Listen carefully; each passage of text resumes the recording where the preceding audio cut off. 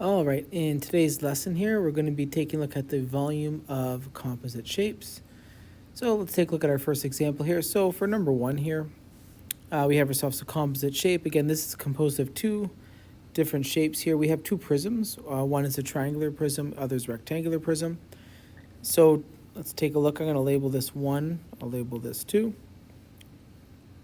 So to go ahead and calculate the volume of 1, the volume of this triangular prism is going to be the area of my base times my height. Your base shape here is a rectangle, and I'm viewing here, if you take a look, I'm viewing this as my base for my triangular prism, and I'm going to be stacking this sort of this way. So the area of the base is going to be triangle, so it's base times height divided by 2, in which case my base is 12. My height given to me is 9, and I divide that by 2. And if I go ahead and calculate that, I'm getting 54 square feet for the area. And therefore, the volume of this is going to be area of my base, which is 54, times 4. And it's give me 216 cubic feet. And that represents the volume of my triangular prism. Likewise, I'm going to go ahead and calculate the volume of this prism here. I'm going to go ahead and view this as the base shape for my rectangular prism, in which case the volume is going to be the area of my base, which is going to give me 4 times 6 as the area of the base. And then go ahead and multiply by the length of this shape.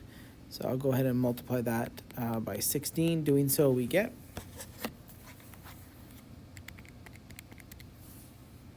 I end up getting here 384 cubic feet. So putting this together, you have your 216 cubic feet plus the 384, and I end up getting here 600 cubic feet for the volume of this composite shape. All right, let's take a look at another one of these. Let's take a look at number 3 here. So for number 3 here, again, this is a composite shape. I'll label this 1. I'll label this 2. For number 1 here, go ahead and I'm going to calculate the volume of a sphere. So what I'm going to do is I'm going to pretend I have a full sphere. So the formula for the volume of a full sphere is 4 pi r cubed over 3. And I'm going to calculate that, get my answer, and then just cut that in half since it's a half a sphere here. So now as I look at this here, we need to know the radius. Well, you know the distance across this shape here is 8. Which means the distance from here to here must also be 8. So they're kind of saying in this question that the diameter of this sphere is 8, so the radius of the sphere must be 4. So this is going to be 4 pi times 4 cubed over 3. If you calculate this, we get an approximate answer of, you get 268.08 centimeters cubed.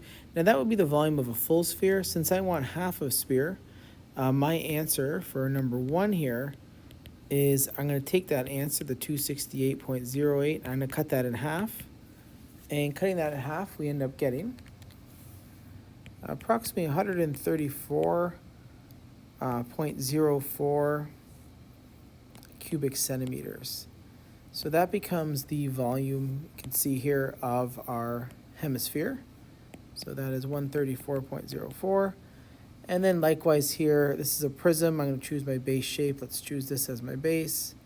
And you can see here, if I go to calculate the volume of this, the area of the base is going to be 12 times 8, right? That represents the area of the base. And then I multiply by the height of the object. In this case, it's going to be another times 8. And that gives us an answer of 768 cubic centimeters. So I'm going to add that together. In which case I get 902.04 cubic centimeters. And that becomes the volume of this composite shape. Let's take a look at another. Let's go look at this one here. So for this problem here, again, we have our same deal. I have the hemisphere at the top, and then I have a cone at the bottom.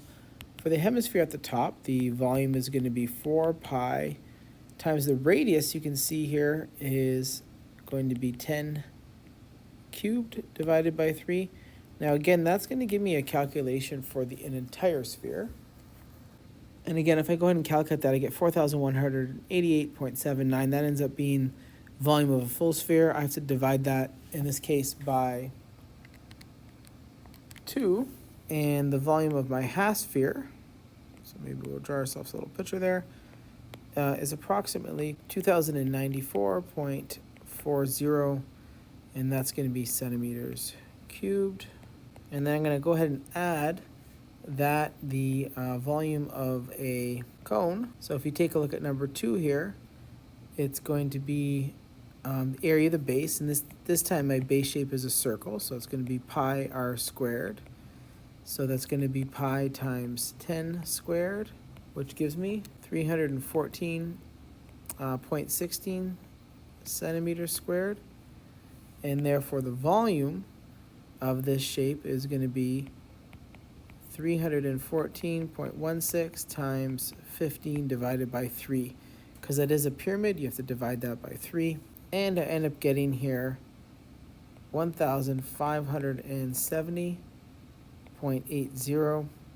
Putting this together, we end up getting 3,665.20 cubic centimeters as the volume of this composite shape here.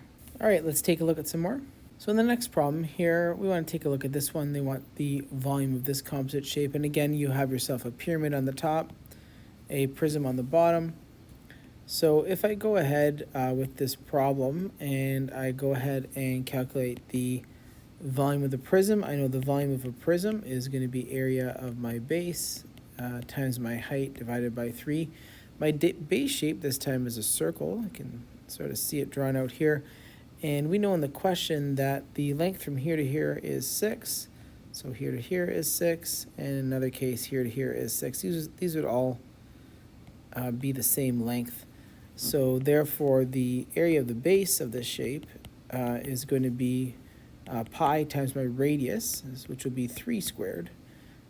So this end up getting here 9 pi for the area of your base shape, which is 28.27. So the volume of this shape is approximately equal to 28.27 times a height given to us of 8 divided by 3. And I get the volume is approximately 75.40 cubic inches for the cone. And then lastly, we want to go ahead and calculate this rectangular prism. So you can go ahead and calculate the area of this face shape, which you know is going to be the area of the base of this is 24, right? Your 6 times 4 gives you 24. And then I go ahead and multiply by the length of this object here, which comes out to be 11. So the volume is going to be 24 times 11, which ends up equaling 264. So we're going to add 264 to this. And the total volume for this shape here is approximately 339.40 cubic inches. And I end up getting the... All right, let's take a look at one more here. All right, let's take a look at our last problem here. So you take a look at this problem here. Obviously, you can see here you have 2 rectangular prisms.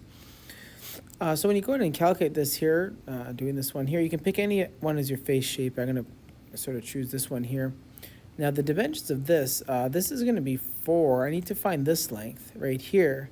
Well, the observation you make is that this length here is the same as this length, the same as this length, same as this. These are all the same lengths here. You can see them, everything's lining up. So this must be 6 millimeters as well.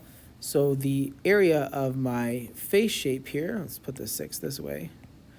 The area of your base here is going to be 6 times 4, which gives you your 24. And then you multiply by the height of the object here, which is going to be equal to 4. So the volume, let's label this with a 1. The volume of this shape is going to be 24 times 4, which ends up giving you 96 square millimeters. And then the bottom shape here, you can go ahead and calculate the area of the face here. And this face shape here is going to give you the area of this face is going to be 6 times 3. You're going to get 18 for that. And then you multiply by the length of this object out here, which is going to be 12. So the total volume for number 2 is going to be 18 times 12, and the volume comes out to be 216 millimeters cubed. And this should have been cubic as well, by the way. That should be millimeters cubed. And therefore your total volume is going to be the 96 plus the 216, and the total volume of this object is 312 millimeters cubed. All right, that concludes today's lesson. Just going through composite shapes here. Again, just breaking them up into the basic shapes we've been working with and summing the totals up, and that is it. Thank you.